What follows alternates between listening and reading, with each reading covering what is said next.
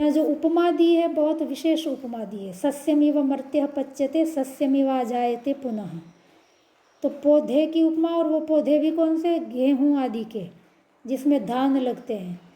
जिन वनस्पति में फल लगने के बाद वनस्पति अपने आप सूख जाती है उसको औषधि कहते हैं। शास्त्र के अंतर्गत औषधि की परिभाषा ये है। औषधि का मतलब ऐसा नहीं जिसको हम आज कहते हैं दवाइयाँ खाते हैं उसको औषधि कहते हैं कि डॉक्टर जो दे वो औषधि। तो शास्त्र कहता है कि न, औषधि उनको कहते हैं कि उसमें फल लगने के बाद वो सूख जाए, पौधा उसका अपने आप ही सूख जाए, उसका नाम है औषधि। तो गेहूँ, बाजरा, धान जितना भी होता है उनके पौधे सब फल लगने के बाद फिर कितना भी पानी दोगे वो सूख जाएंगे। तो ये सब औषधियाँ कहलाती हैं। तो औषधि का सेवन किया जाता है, तो भोजन में हम औषधि ही लेते हैं। तो इस सस्य की उपमा से बताना ये चाह रहे हैं कि मनुष्य का जीवन भी कितना भी सुरक्षित रखोगे, समय आएगा नष्ट होगा ही होगा, उसको कोई बचा नहीं सकता है। संसार की सारी सिक्योरिटी लगा दो अपनी सुरक्षा में, बच नहीं सकते हैं। ये जो माइकल जैक्सन था उसको लंबा जीने की बहुत इच्छा थी, तो उसने अपने डॉक्टर की पूरी एक बड़ी टीम थी, एक डॉक्टर नहीं था। वैसे भी ये सेलिब्रिटीज़ होते हैं उनके अपने अपने एक एक डॉक्टर रखते हैं, वो डाइटिशियन होते हैं, और उसका डॉक्टर भी एक रखते हैं कि किस तरह से आहार विहार करें, वो तो डाइटिशियन बताता है, डॉक्टर उनके शरीर की जांच करते रहते हैं। इसने भी पूरी टीम रखी थी, एक डॉक्टर नहीं था, डॉक्टर की टीम थी। उसके बावजूद भी 50 साल में मर गया वो। चैम्बर बना रखी थी, ऑक्सीजन चैम्बर, उसी में ही सोता था वो कि कहीं ऑक्सीजन की कमी न पड़ जाए। और हाथ में हमेशा ग्लव्स लगाता था, किसी से सीधा हाथ मिलाता ही नहीं था, इन्फेक्शन न लग जाए, क्योंकि सर्जरी करवा रखी थी पूरे शरीर में, प्लास्टिक सर्जरी। काला कलूटा था, पूरा गोरा गोरा हो गया था सर्जरी करवा के। तो स्टेरॉइड्स लेने पड़ते हैं, तो उसमें रोग प्रतिकारक क्षमता ख़त्म हो जाती है, तो फिर इन्फेक्शन बहुत जल्दी लगते हैं। और क्योंकि इम्यून सिस्टम काम नहीं कर रही होती है तो जल्दी ठीक भी नहीं होता व्यक्ति बीमार हो जाए तो वो हमेशा ग्लव्स पहन के ही रखता है। पहले तो पब्लिक को पास में आने ही नहीं देता था, दूर ही रखता, दूर से ही हाय हेलो करता, और वो भी ग्लव्स पहने बिना बाहर निकलता नहीं। ऑक्सीजन चैम्बर में सोना, पूरा दिन घर में होता तो ऑक्सीजन चैम्बर में ही रहता। डॉक्टर की टीम दिन में पता नहीं कितनी बार चेक करती उसको, उसके बावजूद भी 50 साल में मर गया। तो ये सस्यमेव मर्त्यः पच्यते, पौधे की तरह, धान बाजरा धान के पौधों की तरह कितनी भी सुरक्षा करेंगे मरेंगे ही हम। हमारे जैसे कर्म खत्म हो जाएंगे, मर जाएंगे, और फिर पैदा भी हो जाएंगे, वही कर्म हमको पैदा भी कर देंगे। तो वही स्थिति है पेड़ पौधों की तरह। तो इसमें क्या मोह कर रहे हो? वियोग तो होना ही होना है, आज नहीं तो कल होना है, कल नहीं तो परसों होना है। तो जो निश्चित है उसके पीछे अपना अधर्म क्यों करना? वाणी को जूठा करना असत्य है, असत्य अधर्म है। तो पिता को उसने खूब समझाया, पिता समझ गया, और पिता ने फिर बेटे को यमराज के पास भेज दिया।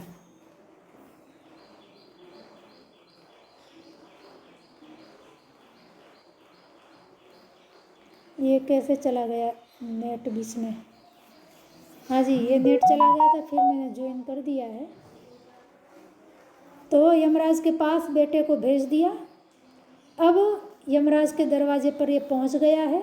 बीच की कथा जो परंपरा से चली आ रही, क्योंकि अगला जो श्लोक है वो यमराज के पास पहुंचने के बाद का भी थोड़ा आगे का है। तो बीच में क्या हुआ? तो बीच में पिता ने भेज दिया, यमराज के पास गया तो यमराज घर पे थे नहीं। 3 दिन हो गए इसको यमराज के घर पे बाहर ही बैठा रहा, क्योंकि यमराज था नहीं, यमराज से मिलना था, यमराज के पास भेजा था इसको। तो फिर पिता ने तो भेज दिया यमराज के पास, और यमराज के घर गया, 3 दिन बैठा रहा बाहर। यमराज कहीं बाहर चले गए थे, तो घर पे आए। अब का वर्णन अगले श्लोक में हो रहा है। यमराज घर पे लौट आए हैं, और बाकी की अब परिस्थिति क्या है वो 7वें मंत्र में बताई जा रही है, उसको हम देखेंगे। वैश्वानरः प्रविशति वैश्वानरः प्रविशत्यतिथिर्ब्राह्मणो गृहान् तस्यैतां शांतिं कुर्वन्ति हर वैवस्वतोदकम्। तो पदच्छेद है, वैश्वानरः प्रविशति अतिथिः ब्राह्मणः गृहान् तस्य एतां शांतिं कुर्वन्ति हर वैवस्वत उदकम्। तो यहाँ पर क्या बताया कि वैवस्वत यम का नाम है। यमराज को वैवस्वत कहते हैं, विवस्वान का बेटा है ये वैवस्वत। तो वैवस्वत यमराज को या तो उसकी पत्नी कह रही है या तो उसके हितैषी मंत्री मंडल में होंगे, क्योंकि यमराज तो राजा है मृत्युलोक का। ये यमराज बोलते हैं ना, तो कोई है या तो उसकी पत्नी होगी या और कोई, पर उसको बता रहा है, यमराज को सलाह दे रहा है कि देख वैवस्वत, वैश्वानरः प्रविशति, कि अतिथि जो होता है वो साक्षात वैश्वानर होता है। अब ये वैश्वानर क्या है? वैश्वानर अग्नि का नाम है। ये जो प्रलय की अग्नि होती है उसको वैश्वानर अग्नि कहा जाता है। जैसे ये दो अग्नियों के तो नाम सुन रखे हैं, आप लोगों ने भी सुने होंगे, दावानल और वडवानल। तो दावानल कौन सी होती है? जंगल की आग होती है, शायद दावानल होती है जो जंगल में आग लगती है, और जो समुद्र में आग लगती है उसको वडवानल बोलते हैं। तो ऐसे ही अग्नियों के कई अलग अलग नाम हैं। ये दो प्रसिद्ध अग्नियाँ तो आप लोग भी जानते हैं, कौन सी, वडवानल और दावानल। तो ऐसे ही ये वैश्वानर भी एक अग्नि का नाम है, और ये अग्नि प्रलय की अग्नि है। जब प्रलय होना होता है तब ये वैश्वानर अग्नि प्रदीप्त हो जाती है और धीरे धीरे सब कुछ उसमें जल के खाक हो जाता है और प्रलय आ जाता है। तो वैवस्वत को सलाह दे रहे हैं कि ये जो अतिथि होता है वो साक्षात वैश्वानर अग्नि के समान होता है। अतिथि घर में प्रवेश कर रहा है तो मानो साक्षात वैश्वानर अग्नि ही प्रविशति अर्थात प्रवेश कर रहा है। और अग्नि को क्या चाहिए? खाने को चाहिए। उसको खाना दे दो तब तो ठीक है, अन्यथा प्रकुपित हो जाएगी तो तुमको भी जला के खाक कर देगी। तो कह रहे हैं कि ये अतिथि जो वैश्वानर अग्नि है, ब्राह्मण, और अतिथि भी ऐसा नहीं कि चाचा मामा फुआ ताऊ मौसा, उसको अतिथि नहीं कहा है, यहाँ पे ब्राह्मण को अतिथि कहा गया है। तो शास्त्रों के अंदर अतिथि शब्द विद्वानों के लिए आता है। विद्वान है, सन्यासी हैं, जो घर बार का त्याग करके साधना में रत हैं और समाज में प्रवचन उपदेश आदि कार्य करके लोगों को जागृत करने में लगे हुए हैं, जिनका घर बार से कोई नाता नहीं है, उनको अतिथि कहा गया है। जैसे विद्वान सन्यासी लोगों को, तो वही ब्राह्मण कहलाते हैं। बाकी क्षत्रिय वैश्य शूद्र तो गृहस्थ आश्रम में होते हैं। बाकी जो बच गए आश्रम, ब्रह्मचर्य आश्रम और वानप्रस्थ आश्रम और संन्यास आश्रम, उसमें रहने वाले सब के सब ब्राह्मण ही होते हैं। उनका फिर कोई और जाति नहीं होती, क्योंकि वो ज्ञान में लगे हुए होते हैं, या तो स्वयं ज्ञान प्राप्त करते हैं या तो लोगों को ज्ञान प्राप्त करवाते हैं, इसलिए वो ब्राह्मण कैटेगरी में ही माने जाते हैं। तो ये अतिथि ब्राह्मण, हाँ, ब्राह्मण का मतलब ऐसा नहीं कि लोक में जिसको हम ब्राह्मण कहते हैं। ब्राह्मण का मतलब है कि न अतिथि किसको कहते हैं, न विद्यते तिथि ही यस्य स अतिथि, जिसका आना जाना पता नहीं, कब आएगा कब जाएगा, तिथि निश्चित नहीं है, वो अतिथि कहलाते हैं। तो ये ब्राह्मण आदि क्योंकि उपदेश आदि करते रहते हैं, समाज में साधना आदि करते रहते हैं, जंगलों में कब आएंगे कब जाएंगे उनका कोई तिथि निश्चित नहीं होती। आ गए तो गृहस्थियों के लिए कर्तव्य है उनके योगक्षेम की चिंता करना, जितने दिन उनके दरवाजे पे रहे, भोजन पानी आदि की व्यवस्था करना, खाना पीना, रहने की, आवास की, कपड़े लत्ते, जो भी उनको चाहिए सब कुछ देना गृहस्थ का कर्तव्य है। तो इसलिए उसको वैवस्वत, क्योंकि विवाहित व्यक्ति है वैवस्वत जो है यमराज, तो उनका भी गृहस्थी होने के नाते उनका ये कर्तव्य, गृहपति है वो, तो उनका कर्तव्य है कि अतिथि ब्राह्मण की पूजा करें, सेवा करें। पूजा सेवा का मतलब उसकी आवश्यकताओं को पूरा करें। और था ही नहीं 3 दिन, अब ये 3 दिन बाहर ही बैठा रहा भूखा प्यासा, वो कौन, नचिकेता।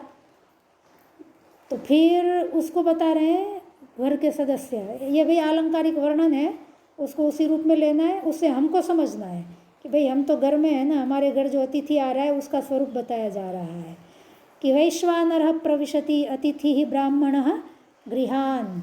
तो घरों के अंदर वैश्वानर प्रवेश कर रहा है, यूँ समझो अतिथि का प्रवेश, ब्राह्मण अतिथि का प्रवेश मान लो साक्षात वैश्वानर अग्नि का प्रवेश है।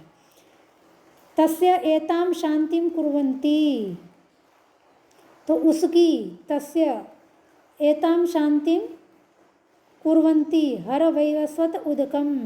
तो कह रहे हैं कि वैवस्वत उदकम हर, उदकम मतलब जलम, पानी को उदक कहते हैं संस्कृत में। तो उदकम हर मतलब पानी लाओ, वैवस्वत को कहा जा रहा है। और अस्य किसकी, वैश्वानर जो अग्नि है उसकी, शांतिम कुर्वन्ति, कुर्वन्ति मतलब ऐसा किया जाता है, वैश्वानर अग्नि प्रकुपित हो जाए तो पानी से उसको शांत किया जाता है। तो अग्नि को शांत तो पानी से ही किया जाता है। तो अब यहाँ पर अग्नि कौन है, वैश्वानर अग्नि, वो नचिकेता के लिए प्रयोग किया जा रहा है क्योंकि अतिथि बन के तो वही आया है।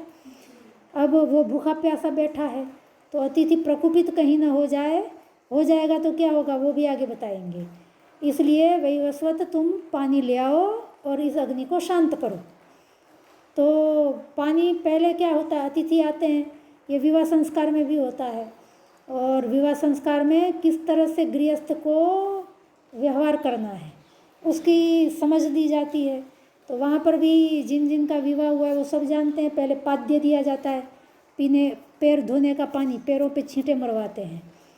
और कहीं कहीं तो दुल्हन से ही वर के पैर भी धुलवाते हैं। तो ये सब प्रक्रिया वही है, पैर की धुलाई करो, पैर धुओ, फिर मुंह पे छींटे मारे जाते हैं, मुंह धुओ। अर्थात घर बाहर से जब घर में आते हो, प्रवेश करते हो, तो हाथ पैर मुंह सब धो धा करके अंदर प्रवेश करना चाहिए। ये साउथ में आज भी है। साउथ में जाओगे तो बाहर एक नल स्पेशल रखते ही हैं आंगन में, और छोटा सा ही कितना आंगन क्यों ना हो, नल नहीं हो तो बाल्टी भर के रखेंगे। और एक ऐसे पैर धोने की जगह होगी जहाँ से पानी बाहर निकल जाए। नल नहीं होगी तो बाल्टी और मग्गा रख देंगे।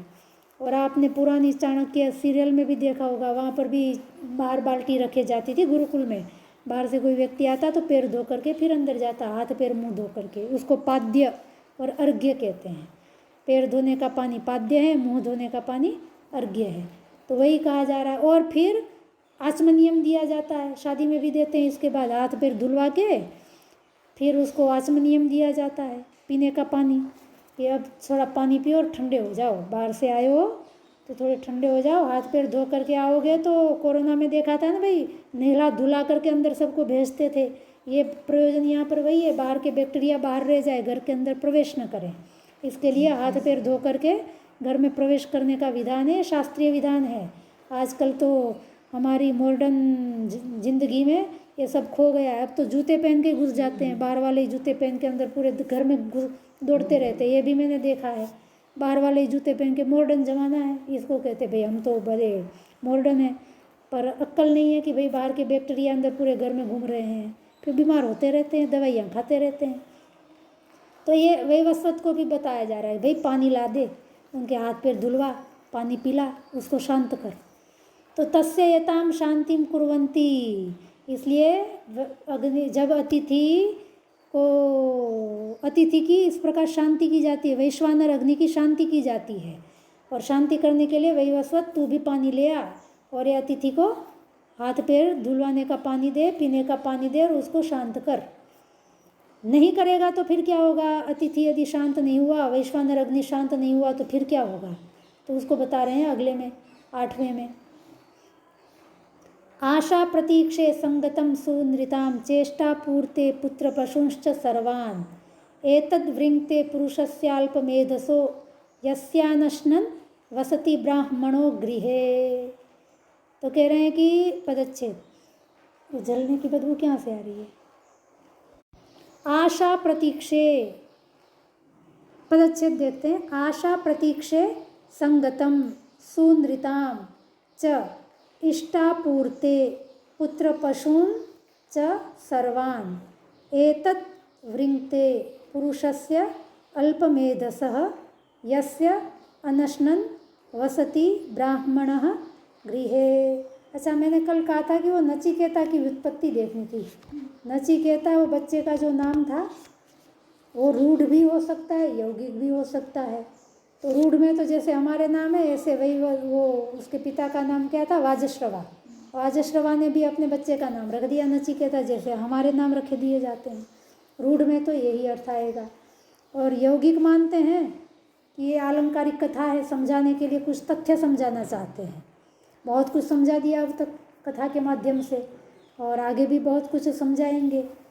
तो उसमें फिर एक एक वस्तुओं के नाम का भी एक अर्थ निकलता है, क्योंकि साधारण हम तुम बैठ कर के कथा कहानी तो सुना नहीं रहे कौवे की तरह, कि कौवा था, प्यासा था, वो कंकड़ डाला, पानी पिया, उड़ गया। उसमें भी मैसेज है, पर कौवा आदि नामों में कोई मैसेज नहीं है, वो बस ऐसे नाम रख दिए हैं। तो ऐसे यहाँ पर क्योंकि ऋषियों के द्वारा प्रोक्त कथाएं हैं, तो नाम में भी इसमें संदेश रहेगा। ऐसा मानेंगे तो फिर यौगिक मानना पड़ेगा। तो नचिकेता का अर्थ क्या होगा यौगिक मानेंगे तो? उसमें दो शब्द है, न चिकेता, न अलग शब्द है और चिकेता अलग शब्द है। तो चिकेता कहते हैं जानने वाले को, न मतलब नहीं, जो जानता नहीं है, अज्ञानी है, अबोध है। तो बच्चा तो अबोध था ना, उसको कुछ भी पता नहीं था, ठीक है। तो ऐसा अबोध बच्चा है। तो नचिकेता का अर्थ ये भी है कि बच्चा एकदम नादान बच्चा, निर्दोष बच्चा, अबोध बच्चा, जिसको अभी दुनियादारी का कुछ पता नहीं है, एकदम भोला सा। तो नचिकेता है अज्ञानी, वो ज्ञान प्राप्त करेगा, फिर यमराज उसको उपदेश करेगा। तो वो अज्ञानी भी हमसे ज़्यादा ज्ञानी है, जिसको ये नचिकेता कह रहे हैं वो भी हमसे ज़्यादा ज्ञान रखता है इतनी छोटी उम्र में। तो अबोध बच्चा नचिकेता। तो अपना चल रहा था 8वां में क्या कहा कि यदि अतिथि वैश्वानर अग्नि सदृश जो अतिथि है ब्राह्मण, उसकी शांति नहीं की जाती तो क्या हानि होती है? तो कह रहे हैं कि आशा और प्रतीक्षा, तो ये दो शब्द आ गए, एक है आशा और दूसरी है प्रतीक्षा। आशा तो हम कहते हैं कि हमको आशा है कि इस बार बारिश अच्छी होगी, ऐसा आशा ऐसे बोलते हैं ना। ऐसा नहीं बोलते हैं कि हमको प्रतीक्षा है कि बारिश अच्छी होगी, ऐसे नहीं बोलते। क्या बोलते हैं?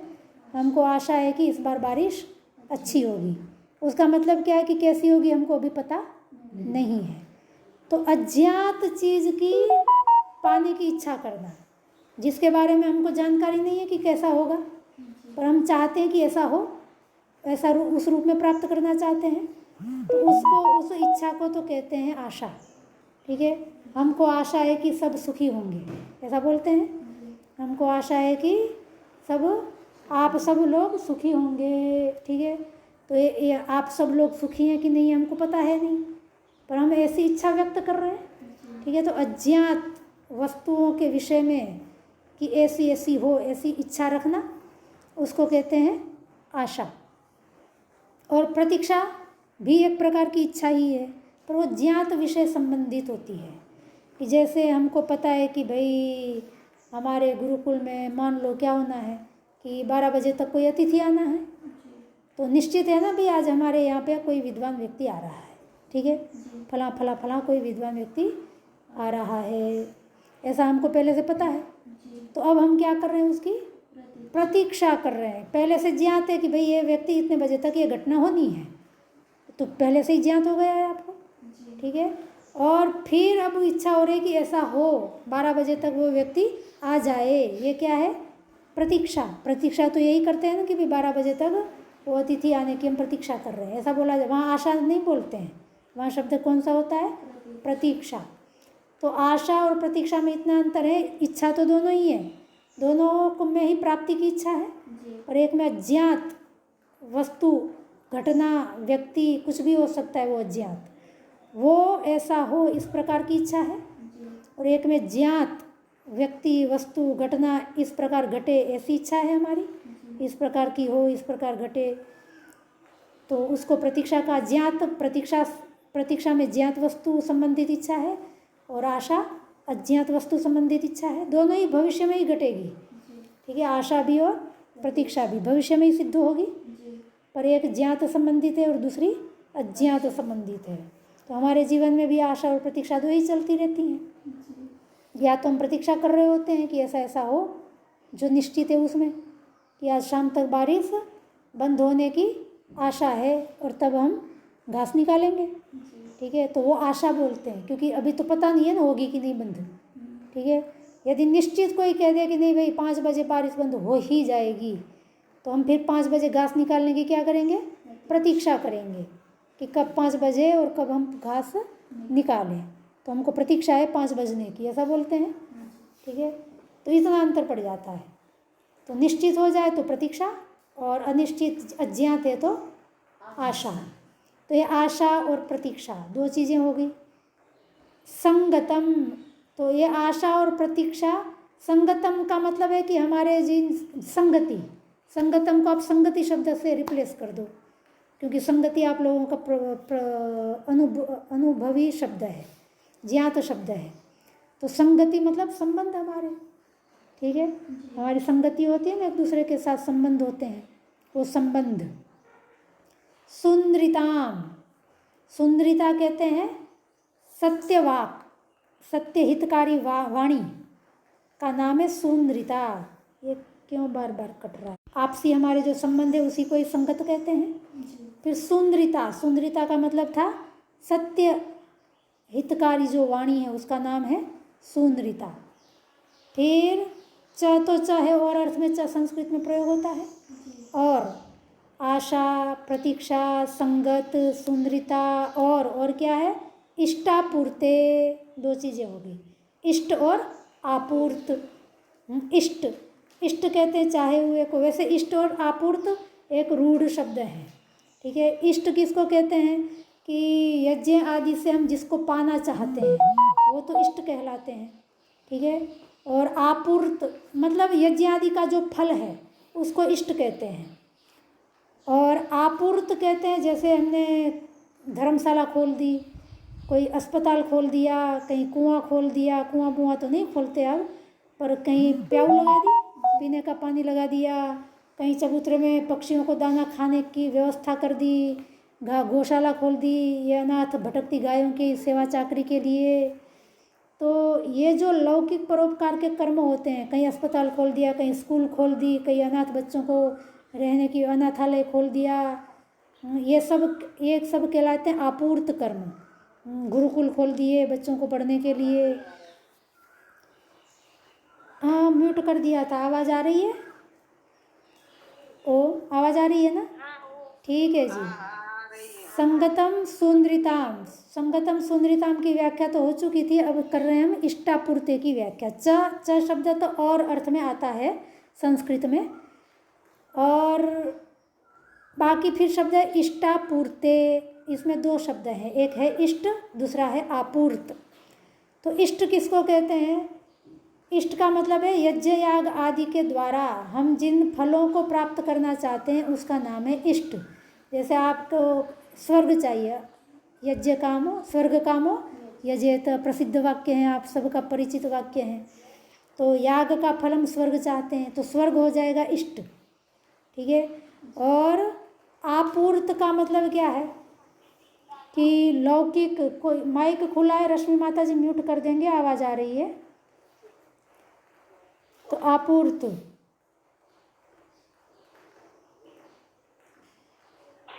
आपूर्त किसको कहेंगे? ये सुकामा जी का भी खुला है कि मेरा ही खुला है? नहीं, सुकामा जी मेरा ही है ये मेरा है। आपूर्त का मतलब है कि जैसे हमने कोई बावड़ी खोल दी, बावड़ी तो अब रही नहीं, पर प्याऊ खोल दिया, पानी की पीने की व्यवस्था कर दी, दुनिया लोगों के लिए, अपने घर बार वाले परिवारजनों के लिए नहीं कि शादी ब्याह में जो पानी पीने की व्यवस्था की, वो नहीं, चौरस्ते पे जा कर के ऐसे ही आने जाते लोगों के लिए, पशु पक्षियों के लिए पीने के पानी की व्यवस्था कर दी, गर्मियों के अंदर जब कर देते हैं, दाना चारे पानी की व्यवस्था कर दी, गौशाला खुलवा दी इन गायों के लिए जो भटक रही हैं उनकी सेवा चाकरी के लिए, अस्पताल खोल दिए, अनाथालय खोल दिया। सेवा कर्म जो परोपकार के लिए किए जाते हैं, कमाई के लिए नहीं, परोपकार के लिए जो किए जाते हैं, इस तरह के कर्म, उनका जो फल है वो आपूर्त कहलाता है। तो इष्ट यज्ञ याग आदि का फल है, और आपूर्त लौकिक जो हम कर्म करते हैं उनके से प्राप्त होने वाला फल आपूर्त कहलाता है। तो पुत्र पशुश्च, और पुत्र है, पुत्र मतलब हमारे पुत्र, संतति, संतान, और पशु जो हमारी संपत्ति है, धन धान्य आदि। पशु तो उपलक्षण होता है शास्त्रों के अंदर संपत्ति का, तो पशु पशु के रूप में भी हो सकती है संपत्ति, और धन धान्य आदि के रूप में भी हो सकती है, जिस किसी भी रूप में है। सर्वान, सब कुछ। क्या क्या हो गया? हमारी आशा कि भविष्य में हमारे जीवन में ऐसा ऐसा घटे, हमारी प्रतीक्षा तत्काल की ये ऐसा ऐसा हो, हमारे संबंध, हमारे साथ जो लोगों के व्यवहार है, वाचनिक व्यवहार, प्रिय मधुर वाणी, इष्ट, जो हमने यज्ञ याग आदि कर्म किए थे उससे जो पुण्य कर्म कमाया था वो इष्ट, और ये कुआं तालाब, ये सब धर्मशाला अनाथालय, ये सब करवा के भंडारे भंडारे करवा करके जो पुण्य कमाया था वो आपूर्त, और पुत्र परिवार और धन संपदा जो कमाई थी वो सब कुछ। एतद सर्वान एतत् वृंगते, वृंगते मतलब विनाश हो जाता है, नष्ट हो जाता है। किसका? तो पुरुषस्य अल्पमेधसः, उस पुरुष का। अब शास्त्रों में ये भी हमको हमेशा ध्यान रखना चाहिए, पुरुष का मतलब होता है मनुष्य। पुरुष का मतलब ऐसा नहीं कि मेल, जिसको हम लोक में पुरुष कहते हैं, वो पुरुष नहीं है। शास्त्र के अंदर पुरुष का मतलब होता है मनुष्य। तो मनुष्य में स्त्री भी आती है, पुरुष भी आते हैं, दोनों ही आ जाते हैं। तो पुरुषस्य अल्पमेधसः, अल्पमेधा, जिसकी मेधा मतलब बुद्धि, जिसकी मेधा बुद्धि अर्थात मंद बुद्धि पुरुष, मूर्ख पुरुष। मूर्ख पुरुष वो जिसको यही भी नहीं पता कि भाई अतिथि आया तो अतिथि का स्वागत कैसे करें, उसको कहते हैं मूर्ख पुरुष। उसका नष्ट हो जाता है ये सब कुछ जो पहली पंक्ति में बताया। यस्य अनशनन वसति ब्राह्मणो गृहे, जिसके घर में, यस्य गृहे, जिसके घर में, अनशनन बिना खाए पिए, ब्राह्मण वसति, ब्राह्मण वो अतिथि, वसति रहता है, जिसके घर अतिथि भूखा प्यासा रह जाए, उस मूर्ख अल्प बुद्धि मनुष्य का ये सब कुछ नष्ट हो जाता है। वो वैश्वानर अग्नि जो अतिथि था वो सब इसका खत्म, जला के खाक कर देता है, मतलब नष्ट हो जाता है। इतना क्या कहते हैं, इतनी बड़ी हानि होती है कि अतिथि की सेवा न करें। घर पे कोई विद्वान आ गया, वो जितने भी दिन रहे, 1 दिन रहे, 10 दिन रहे, 1 महीना रहे, विद्वान है, सन्यासी हैं, तो उन सब की सेवा करना गृहस्थ का धर्म है। और ये जानकारी प्राप्त करना कि भाई कहीं आकर के खड़ा तो नहीं है, भूखा प्यासा तो नहीं है, गृहस्थ की जिम्मेदारी है। अतिथि का ध्यान रखना कि दरवाजे पे आया है तो उसको पहले भोजन के समय में आया तो पहले उसको भोजन कराएं, विश्राम का समय विश्राम करवाएं, जैसा समय है उस हिसाब से उसकी अपेक्षा क्या है। तो नहीं करेंगे तो ये सारा मतलब बहुत महती हानि होगी। इनमें तो सब कुछ ही नष्ट कर दिया, कुछ भी नहीं बचाया है। तो कुल मिलाकर के इतना तो है कि महती हानि होती है, इसलिए बहुत सावधानी रखनी चाहिए। अतिथि देवो भव यूँ ही नहीं कहा है, मातृदेवो भव, पितृदेवो भव, अतिथि देवो भव और आचार्य देवो। ये 4 देव ऐसे ज़बरदस्त हैं, इन 4 देव की हमेशा सजग होकर के सेवा करनी चाहिए, नहीं तो सब कुछ नष्ट कर देंगे ये 4 देव यदि उनकी सेवा नहीं हुई तो। माता, पिता, अतिथि और आचार्य। तो ये जो नचिकेता था वो तो वैवस्वत यमराज का तो अतिथि बन के ही गया था, अतिथि ही था। तो इसलिए जिसके घर में ब्राह्मण भूखा प्यासा रहता है, इसलिए ब्राह्मण के हिसाब से भोजन आदि पकाना चाहिए। वो शादी ब्याह में तो बुला लेते हैं, हमारी भी तो आप विधि सुना दे, दोबारा आप बुलाओ तो हमारा ध्यान रखोगे। शादी ब्याह में बुला तो लेते हो पर हमारे खाने पीने का ध्यान होता नहीं, वो मिर्च मसाले वाला होता है। फिर हमको फिर वही दाल छाछ बाछ भी खट्टी बट्टी या तो फ्रिज वाली देते हो आप लोग, क्योंकि ठंडी छाछ पीते हो, हमको ठंडी छाछ पीते नहीं हैं, तो वो छाछ भी काम की नहीं होती। या तो उसमें भी प्याज के टुकड़े छोटे छोटे डले आ जाते हैं, मिर्च आ जाती है, स्वादिष्ट चाहिए छाछ, तो उसमें भी मिर्च प्याज दही होती है, छाछ होती है, उसमें वो भी डल जाता है, तो वो भी नहीं होती नसीब। तो ध्यान रखना चाहिए। और निमंत्रण दे करके बुलाते हैं तब तो विशेष ध्यान देना पड़ता है, निमंत्रण दे करके बुलाते हैं। तो ये तो अतिथि के लिए भी कहा है कि जिसकी तिथि निश्चित नहीं है उसके लिए बात है, ठीक है। तो ये कितना बड़ा ध्यान रखने की बात है हाँ, ये अलग बात है कि आजकल के अतिथि की क्वालिटी भी उतनी नहीं रही जितने पुराने ज़माने में थी, पर जितनी भी रही अब बुलाते हैं तो फिर कम से कम भोजन का वेवाई आते हैं तो उनके तो भोजन का खूब ख्याल रखा जाता है। पर जब पुरोहित बुलाए जाते हैं तो उनका उतना ख्याल नहीं होता है, सर्वत्र मैंने देखा है, निरपवाद। तो इसमें थोड़ा ध्यान रखना चाहिए, नहीं तो ये प्रमाण है, इसमें हानि हो जाएगी। इसको आज क्या समस्या हो रही है, ये जियो वाला है ना, जीने नहीं दे रहा है।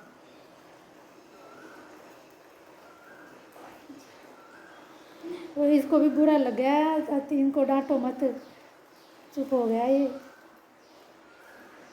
ये आज हमारा कनेक्शन यहाँ पे क्या बारिश हो रही है तो थोड़ी शायद कनेक्शन में समस्या है, इसके कारण आज बार बार कट रहा है। तो थोड़ा ध्यान रखना चाहिए अतिथियों की सेवा में, आप लोगों को भी ध्यान रखना चाहिए। बेचारा आकर के बैठा है तो पानी तो कम से कम पूछ ही लें, ये हमको ध्यान रखना होता है कि कोई अतिथि आया तो पानी वानी पूछ लें, फिर अतिथि को बिठाएं। तो प्रत्यय ब्रवीमि तदु में यही आना है क्या? नहीं, अगला है, अगला 9वां। तीसरो रात्रि ही यद अवासित गृहे, अवासी ही गृहे है। तीसरो रात्रि यदवासी गृहे में नश्नन ब्रह्मन अतिथिर नमस्यः, नमस्तेस्तु ब्रह्मन स्वस्ति मेस्तु तस्मात् प्रतित्रीन वरान वृणीष्व। तो अब वैवस्वत जुट गया सेवा में नचिकेता की।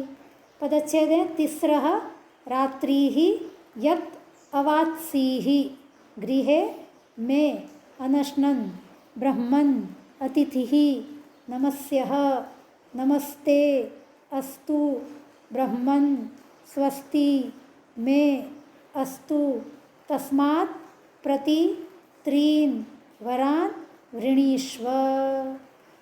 तो देखो क्या बोला यमराज वैवस्वत, वो नचिकेता के पास गया पानी बानी लेकर के और कहा तीसरा, उसकी पूजा पाठ आगता स्वागता सब किया नचिकेता का। और फिर वैश्वानर नचिकेता को कह रहा है तीसरा रात्रि, 3 रात, हम कहते हैं 3 दिन, तो ये भी व्यवहार लोक में होता है कि 3 रात रुके, ऐसा बोलते हैं ना, उसके घर हम 3 रात रुके थे ऐसा भी बोला जाता है, और 3 दिन रुके थे ऐसा भी बोला जाता है, दोनों ही व्यवहार लोक में चलता है। तो यहाँ पर भी कहा कि 3 रात यद अवासी ही, अवासी मेरे घर पे रहे हैं, गृहे में गृहे मेरे घर में, तीसरा रात्रि ही अवासी ही आप मेरे घर में 3 रात रहे हैं, अनशनन और कैसे, बिना खाए पिए, ठीक है, बिना खाए पिए तुम मेरे घर में 3 रात्रि रहे हो। हे ब्राह्मण, नचिकेता ब्राह्मण है तो उसको संबोधित करते हुए वैवस्वत बोल रहा है यमराज, हे ब्राह्मण, हे ब्राह्मण अतिथि, आप 3 रात मेरे घर में भूखे प्यासे रहे हैं। अतिथि शब्द भी है ब्राह्मण, अतिथि नमस्य, और आप कैसे हो, अतिथि हमेशा ही नमस्य होता है, नमस्कार करने योग्य। नमस्कार करने योग्य का मतलब ऐसा नहीं कि बस 2 हाथ जोड़ के सिर नमा करके नमस्कार कर दो और काम खत्म। नमस्य का मतलब होता है पूजनीय, और पूजा पाठ में सामग्री लगानी पड़ती है। पूजा तो उसको कहते हैं कि उसको जो चाहिए सो दो। तो नमस्य का मतलब पूजनीय होता है, अतिथि हमेशा पूजनीय होता है, नमस्य होता है, सिर झुका करके नमस्कार करने योग्य होता है। तो अतिथि नमस्य हैं आप, नमस्ते अस्तु, आपको मेरा नमस्कार हो। देखो यहाँ पर हाय हेलो नहीं बोल रहा है वैवस्वत, क्या कह रहा है, नमस्ते कह रहा है।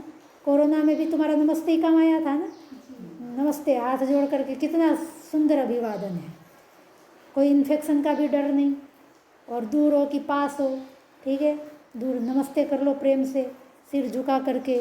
नमहते, नमस्ते का मतलब क्या है, नमहते, ते मतलब तुझको, नमः मतलब आदर सत्कार, सिर भी झुकाना होता है उसमें, लक्कड़ की तरह अड़ करके नहीं करना होता है। नमस्ते है, नमस्ते ऐसे कर देते हाथ उठा के दूर से ही, आचार्य जी नमस्ते ऐसे बैठे बैठे बोलते हैं, ए मिनी तू आ गई, दूर से ही, ऐसे नमस्ते नहीं किए जाते हैं। नमस्ते भी विधिवत किए करने होते हैं। नानी मेरा पाठ चल रहा है ना अभी, तो नमस्ते विधिवत किए जाते हैं, हाथ जोड़ करके सिर झुका करके किए जाते हैं नमस्ते। तो नमस्ते अस्तु ब्रह्मन, तो वो भी हाथ जोड़ करके नमस्ते कर रहा है। ब्रह्मन किसको? नचिकेता को। यमराज कर रहा है नमस्ते। इसमें ये नहीं देखा जाता यमराज तो कितना बड़ा है और नचिकेता तो 10 साल का छोटा बच्चा है, फिर भी सिर कौन झुका रहा है? यमराज है बड़ा, क्योंकि वो अतिथि है। इसमें फिर ये नहीं देखा जाता है छोटा है बड़ा है। अतिथि अतिथि होता है, आयु में चाहे छोटा हो चाहे बड़ा हो, नमस्य होता है अतिथि जो होता है, और नमस्कार करने योग्य होता है, पूजनीय होता है, सम्मान देने योग्य होता है। नमस्ते तु ब्रह्मन स्वस्ति में अस्तु तस्मात्, तो तुम क्योंकि नमस्य हो, पूजनीय हो, और 3 रात मेरे घर में भूखे प्यासे तुम बैठे थे, इसलिए मैं अपना कल्याण, स्वस्ति में अस्तु, मैं अपना कल्याण चाहता हूँ, अपने कल्याण की कामना। स्वस्ति मतलब कल्याण, मेरा कल्याण हो, मेरा अशुभ न हो, इसके लिए तस्मात् प्रति 3 वरान वृणीष्व, क्योंकि 3 रात तुम भूखे रहे थे, इसलिए एक एक रात के लिए एक एक वर को तुम मांगो, मैं तुम जो मांगोगे वो पूरा करूँगा। ये प्रायश्चित रूप में दे रहा है 3 वर को, ठीक है। क्योंकि पीछे बताया था कि अतिथि यदि भूखा प्यासा घर में रह जाए तो फिर अनिष्ट होता है। उस अनिष्ट से बचने के लिए, उस अनिष्ट से अपने आप को बचाने के लिए वो अतिरिक्त सेवा कर रहा है उसकी, कि तुम 3 वर मांगो, तुम जो मांगोगे वो मैं तुमको दूंगा, जिससे कि मेरा कल्याण बना रहे, मेरा अशुभ न हो। क्या हुआ मिनी? नानी अभी पाठ चल रहा है, बाद में मिलेंगे। हाँ नानी, तो पूजा जी को बुला। रह गया था अतिथि, उससे जो अनिष्ट होना था उस अनिष्ट के निवारण के लिए 3 वर दे रहा है, ठीक है। अब वो 3 वर कौन से अद्भुत मांगेगा? अब देखो, छोटा सा बच्चा, 10 साल का बच्चा 3 वर मांगेगा। 10वां मंत्र देखेंगे। शांत संकल्प सुमना यथा स्याद वीत मन्युर्गौतमो माभिमृत्यो त्वत्प्रसृष्टं माभिवदेत् प्रतीत एतत्त्रयाणां प्रथमं वरं वृणे। सबसे पहला वर मांग लिया। क्या मांगा? पदच्छेद है, शांत संकल्पः सुमनाः यथा स्यात् वीत मन्युः गौतमः मा अभि मृत्यो त्वत्प्रसृष्टं मा अभिवदेत् प्रतीतः एतत्त्रयाणां प्रथमं वरं वृणे। तो पहला, प्रथमं वरं वृणे, पहला वर में वरण करता हूँ, मतलब मांगता हूँ, पहले वर का वरण किया। शांत संकल्प, जिसका संकल्प, संकल्प यहाँ पे उपलक्षण है मन के अंदर उठने वाले सारे भावों का। संकल्प विकल्प जो कुछ भी उठ रहा है वो सब क्या हो जाए? शांत हो जाए। किसके? गौतम शांत संकल्प भूयात, ठीक है। गौतम कौन है? वही वाजश्रवा।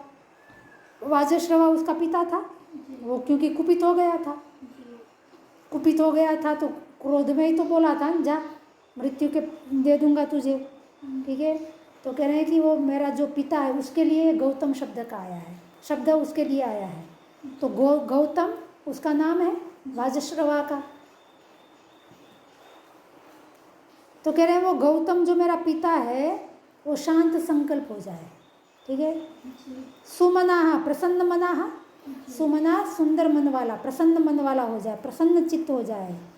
यथा स्याद, जिस प्रकार होवे, मेरा पिता शांत संकल्प वाला, प्रसन्न मन वाला, जिस प्रकार होवे।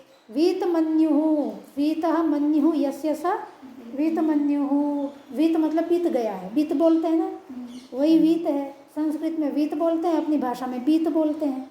बीत गया है मन्यु, क्रोध जिसका, ऐसा वो गौतम मेरा पिता ऐसा हो जाए, जिस प्रकार होवे ऐसी व्यवस्था करो। ये पहले संकल्प में मांगा। माँ अभी मेरे प्रति कभी क्रोध न करे, हमेशा प्रसन्न रहे और स्वयं भी शांत संकल्प रहे, क्योंकि अब साधना करनी है उसको, क्योंकि सब सर्ववेद सृष्टि तो कर चुका है। वो सर्ववेद सृष्टि तभी करता है जब संसार से व्यक्ति को मुक्ति चाहिए, तभी तो संसार को छोड़ना ही तो सर्ववेद सृष्टि है। तो जब सर्ववेद सृष्टि कर चुका है और मन इतना अभी क्रोधित रहेगा, अशांत रहेगा, तो फिर साधना कैसे कर पाएगा? तो शांत संकल्प होना भी आवश्यक है। ठीक है, तो अपने प्रति भी क्रोध न करे उसके प्रति भी, और स्वयं की साधना में भी शांत मन रहेगा तो ही आगे बढ़ पाएगा। इसलिए दोनों ही मांग लिए एक ही वर में। कितना कुशल बच्चा है ये, देखो अपनी और प्रसन्नता भी मांग ली और पिता के भी साधना की सफलता मांग ली, दोनों ही मांग ली एक ही वर में। मृत्यु किसको कहा गया है? वो यमराज को संबोधित करके कहा गया है, हे मृत्यु हो, हे मृत्यु मतलब हे वही वस्वत, आपको वर देने हैं तो पहला वर तो ये दो कि मेरा पिता मेरे प्रति प्रसन्न हो जाए, कभी गुस्सा न करे और स्वयं भी शांत रहें और साधना शांत चित्त होकर के करें प्रसन्न मन के साथ। त्वत्प्रसृष्टम माँ अभिवदेत, अब मर गया है तो शरीर तो छूट ही जाएगा और फिर वापस जाएगा अपने पिता के पास, तो नया शरीर पहन करके जाएगा, धारण करके जाएगा, तो चेहरा मोहरा तो बदल गया होगा। ठीक है, तो इसलिए कह रहा है कि त्वत्प्रसृष्टम, तेरे द्वारा छोड़ा हुआ। अब जब पिता के पास जाएगा तो फिर उसने क्या मांग लिया? देखो कितना चालाक है ना, उसने क्या कहा? मेरा पिता मेरे प्रति वीतमन्यु हो जाए। उसका मतलब मैं पिता के पास जाऊंगा और पिता मुझ पर गुस्सा नहीं करे, तो पिता के पास जाना भी तो मांग लिया। और त्वत्प्रसृष्टम स्पष्ट कह रहा है, तेरे द्वारा जब मैं छोड़ा जाऊंगा तब मेरा पिता माँ भी वदेत, मेरे से बात करे। ठीक है, ऐसा नहीं कहे कि मेरा बच्चा नहीं है, ये किसी दूसरे का बच्चा है, ऐसा करके मुझे छोड़ न दे, मुझे पहचान ले प्रतीत। ठीक है, मुझे पहचान ले और मेरे से बात करें और मुझसे गुस्सा कभी ना करें। ठीक है, और छोटा बच्चा है तो डर तो लगेगा ना कि पिता कहीं फिर डांट देगा, मुझे डपट देगा, फिर यमराज के पास भेज देगा, तो वीतमन्यु भी मांग लिया। एतत्त्रयाणाम प्रथमम वरम ऋणे, ये 3 वरों में पहला वर, 3 चीज़ मांग ली, तो मुझे मेरे बाप के पास भेज दो और मेरा पिता मुझे देख करके पहचान जाए और मेरे पे प्रसन्न रहें, कभी मुझ पे गुस्सा न करें और स्वयं भी शांत संकल्प हो करके साधना करता रहे। कितनी चीज़ें एक ही वर में मांग ली। एतत्त्रयाणाम प्रथमम वरम ऋणे, 3 वरों में सबसे पहले मैं यही वर मांगता हूँ। अपने पिता का योगक्षेम और अपने लिए जीवन मांग लिया, पिता को भी नहीं भूला। ऐसा नहीं कि क्रोध रखा कि चलो मेरे बाप ने मृत्यु के पास भेज दिया तो क्यों उसको, वो भी मरे भाड़ में जाए, ऐसा नहीं सोचा इसने। हम तो सोचते हैं कि हमारा कोई अहित कर दे तो हमारे दिमाग में तो पता नहीं कितने कितने भाव, भद्र भाव आ जाएंगे उस व्यक्ति के प्रति जो हमारा अहित कर जाएगा। क्या क्या सोच लेते हैं उठपटांग। और ये देखो बच्चा बता रहा है कि भाई किसी व्यक्ति ने कुछ बुरा किया तब भी अपने भाव तो हमेशा भद्र ही रखें, तो अनिष्ट कभी किसी का नहीं सोचना चाहिए।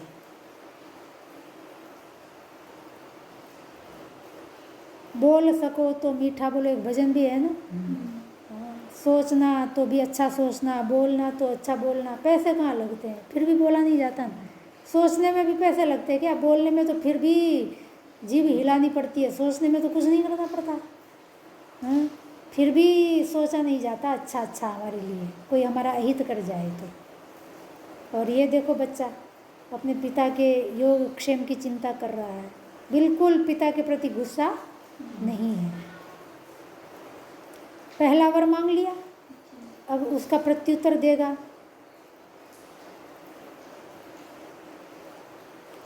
ग्यारहवें मंत्र में वैवस्वत, 11वां मंत्र है, यथा पुरस्ताद भविता प्रतीत औद्दालकीर आरुणिर मत प्रसृष्टः सुखम रात्रि ही शयिता वीतमन्युस्त्वाम ददृशिवान मृत्युमुखात प्रमुक्तम। ये अब यमराज बोला, उसने वर मांगने पर यमराज ने कहा, पदच्छेद देख लेते हैं।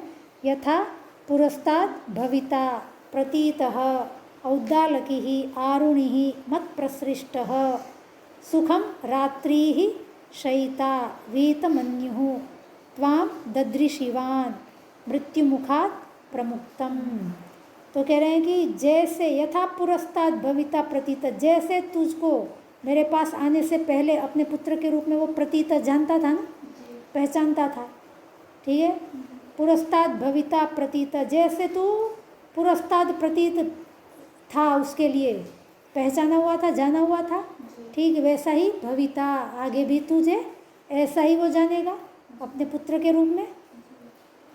कौन? औद्दालकी ही आरुणि, फिर ये नाम आ गए वाजश्रवा के ही। गौतम नाम भी उसका ही था, औद्दालकी नाम भी उसी का ही है, आरुणि नाम भी। उद्दालक आरुणि की कथा आती है ना, जो मेड़ में सो गया था बारिश में, उद्दालक आरुणि ही था शायद। वो खेत में पानी पिलाने के लिए भेज दिया गुरुजी ने कि जाओ खेत में पानी लगाओ, रात का समय था, खेत में पानी लगा रहा था और बारिश हो गई और मेड़ टूट गई।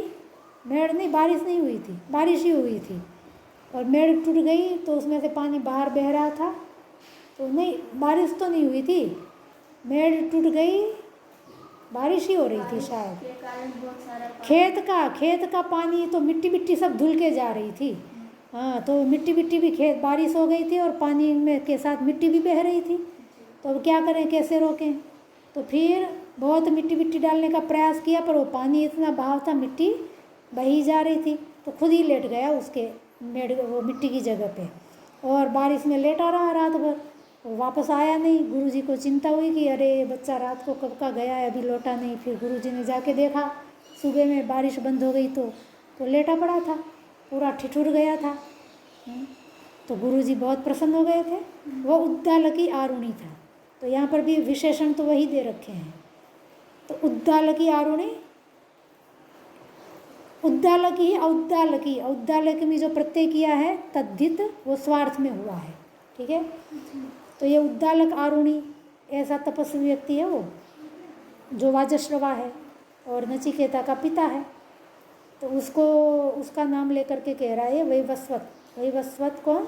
यमराज। विवस्वान, विवस्वान सूर्य का नाम है, सूर्य का बेटा है वो वैवस्वत, यमराज। तो औद्दालकी, तो वैश्वानर, सूर्य भी एक अग्नि है, विश्वानर भी एक अग्नि है, वैश्वानर अग्नि। तो ये सब मिलते हैं ब्राह्मण ग्रंथों में, कथानक आलंकारिक भाषाएं हैं समझाने की अलग अलग। ये नाम सब बहुत कथाओं में प्रयोग किए जाते हैं, उसके अपने अपने के अर्थ रहते हैं।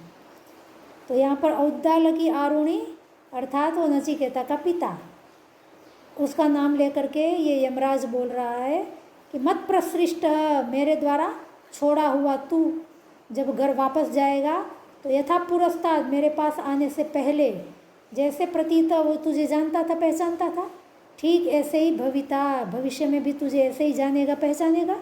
इसलिए तू निश्चिंत होकर के घर को लौट। ऐसा नहीं कि तेरे पिता नहीं पहचानेगा, घर में आने ही नहीं देगा, ऐसा नहीं होगा। सुखम रात्रि शयिता वीतमन्यो, रात को भी पूरे प्रेम से, क्योंकि अभी एक तो ये भी चिंता है ना, उसका बेटे को यमराज को दे दिया तो उसका भी कष्ट है उसके पिता को, ठीक है।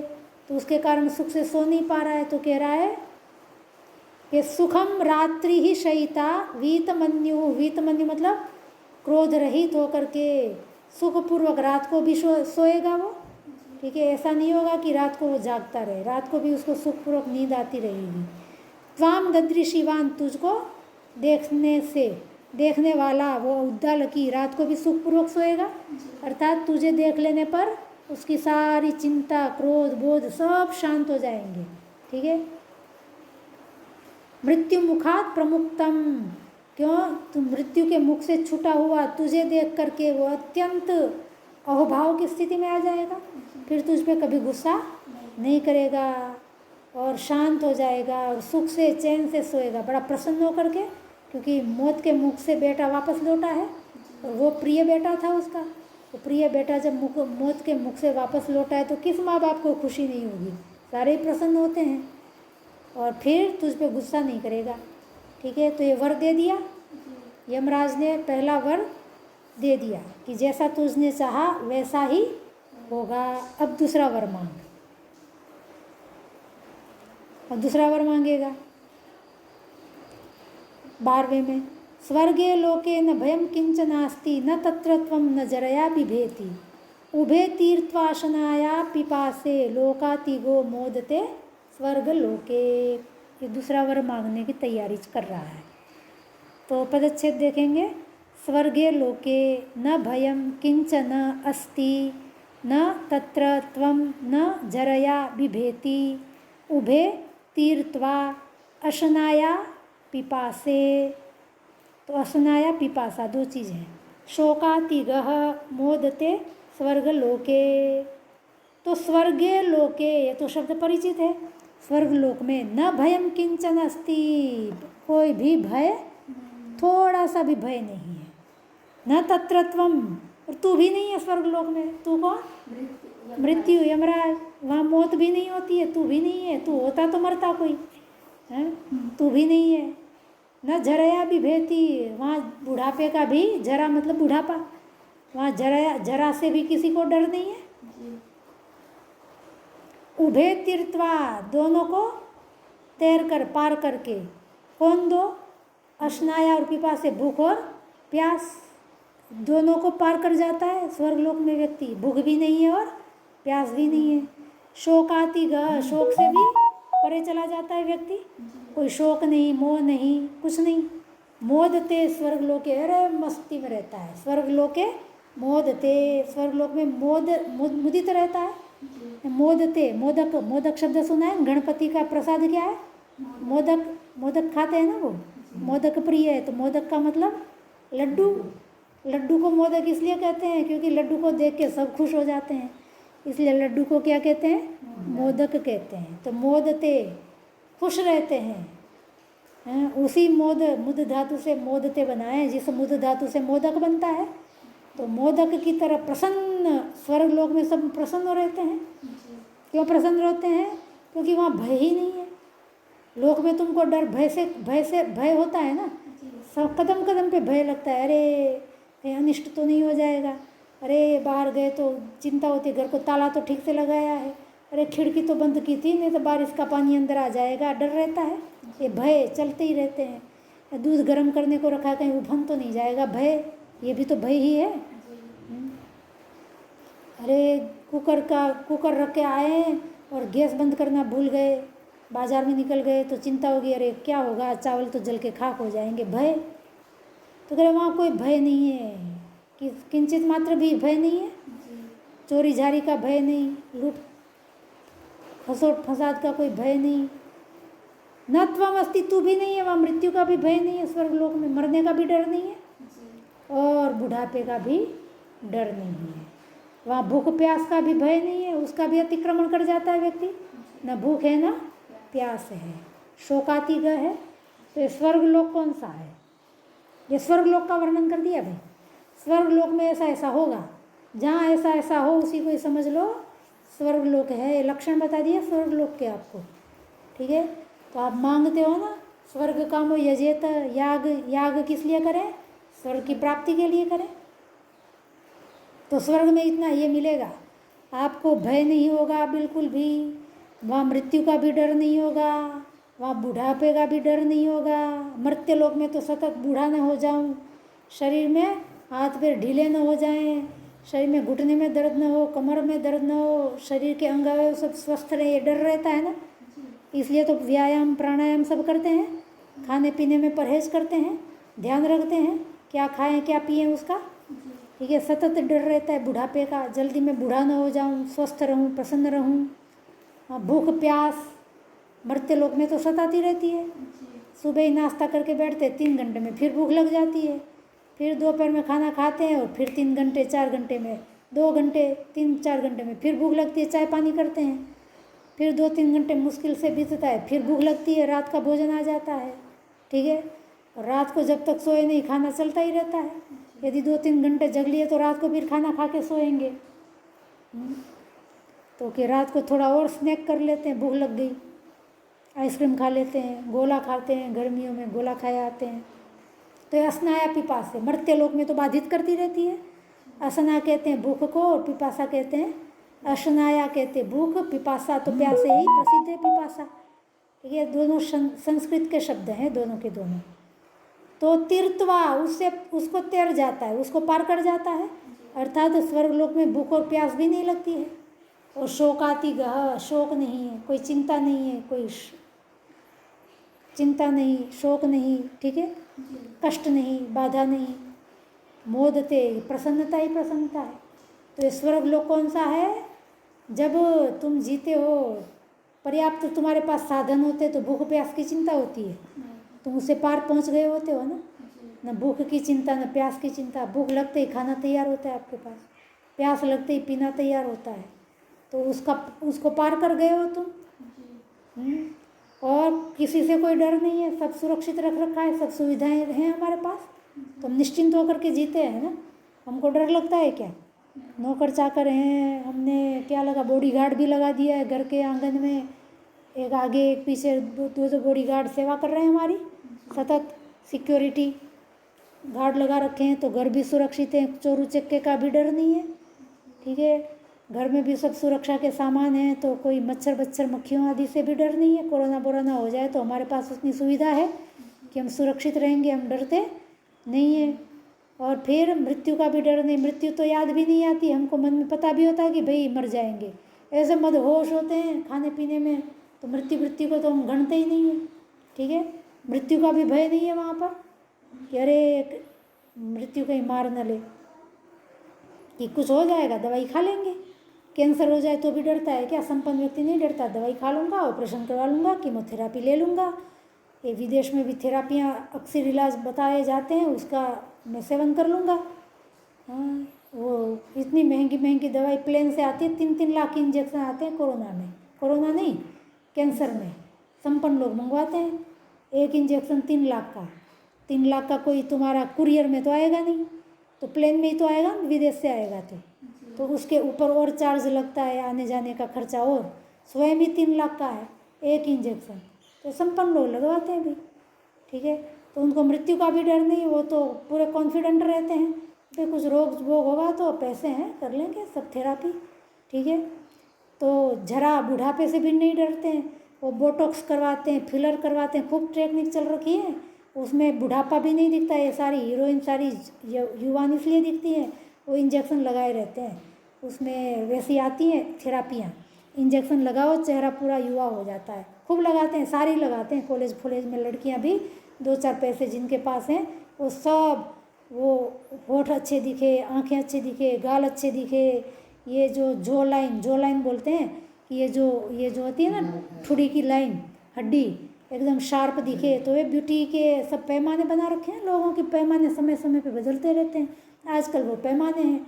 तो बुढ़ापा ना आए मेकअप कर देते हैं, मेकअप तो आम जनता भी कर देती है, लिपस्टिक लगा लेती हैं, ये बालों में लगा देते हैं, गोरे गोरे बाल तो सफ़ेद सफ़ेद बाल तो बुढ़ापा लगता है, तो काले करके बैठते हैं ना, वो तो सारे ही करके बैठते हैं काले बाल, तो वो क्यों कि हम बूढ़े नहीं लगे, इसलिए तो करते हैं ना कि हमारी ब्यूटी बरकरार रहे, हम युवा बने रहें, इसलिए कपड़े बपड़े की फिटिंग बिटिंग ऐसी करवाते हैं।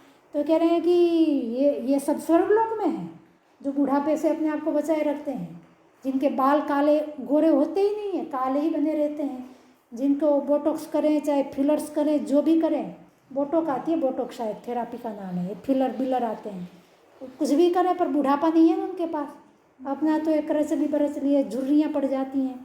पर संसार में ऐसे लोग हैं जो बूढ़े दिखते ही नहीं, मरने तक बूढ़े नहीं दिखते हैं। ये हीरोइन युवा ही मरेगी, चाहे 60 साल की 70 साल की क्यों न हो जाए, वो युवा कैसे रहती हैं। इनका अपना फोन बजा,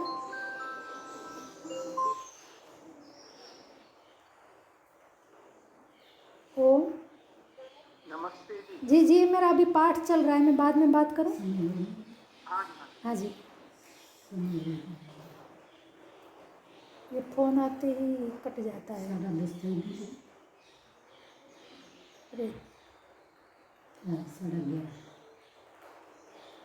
हाँ, तो ये स्वर्गलोक है जहाँ बुढ़ापा नहीं आता, जिस किसी भी कारण से बुढ़ापा नहीं आता, वहाँ मृत्यु का डर नहीं है, पूरी डॉक्टर की टीम भी सब डाइटिशियन आदि की रहती है, वहाँ किसी से भय नहीं, बॉडीगार्ड रहते हैं, भूख प्यास से पार हो जाते हैं, शोक नहीं। वो अलग बात है कि ये शोक भोग बाधित करते हैं तो फिर स्वर्गलोक नहीं है, फिर तो तामसिक अवस्था है पूरी। तो शोक आती गहन, स्वर्गलोक में तो शोक से पार हो जाता है, चिंता नहीं बाधित करती, वहाँ पर कोई डिप्रेशन नहीं होता है, कोई टेंशन नहीं होता है। ये डिप्रेशन टेंशन फ्रस्ट्रेशन पता नहीं कितने क्षण होते रहते हैं इनके, तो वो कुछ नहीं होता स्वर्गलोक में, मस्त मौला होकर के जीता है व्यक्ति। तो ये स्वर्गलोक है, ऐसी अवस्था में जो जी रहा है वो क्या है, स्वर्गलोक है। ठीक है। तो वो भी याद करवा रहा है, कौन, नचिकेता। उसको भी स्वर्गलोक की इच्छा है, नचिकेता को भी। अभी मांगेगा अगले में कि मैंने सुना है कि स्वर्गलोक ऐसा ऐसा होता है, ठीक है। तो स्वर्गलोक में अपना अपना निरीक्षण परीक्षण कर लो भी, अपने जीवन में कितना स्वर्गलोक है और कितना नरक लोक है। सबके जीवन में कुछ तो स्वर्ग होगा और कुछ नरक होगा। तो स्वर्गलोक में ज़्यादा है कि नरक लोक में ज़्यादा है? क्षण क्षण स्वर्गलोक, क्षण क्षण नरकलोक है। ये इसी में घटना है। कोई अलग, कोई आकाश में स्वर्गलोक बैठा हो और कहीं पाताल में भूमि को खोद करके नीचे जाएंगे तो नरक होगा, ऐसा नहीं है। तुम्हारा यही लोक कभी स्वर्ग होता है, कभी यही नरक हो जाता है, ठीक है। तो ये स्वर्गीय अवस्था का वर्णन कर दिया। बाकी फिर कल देखते हैं, समय हो गया आज का। 3 बार ओंकार के साथ पाठ को पूरा करेंगे।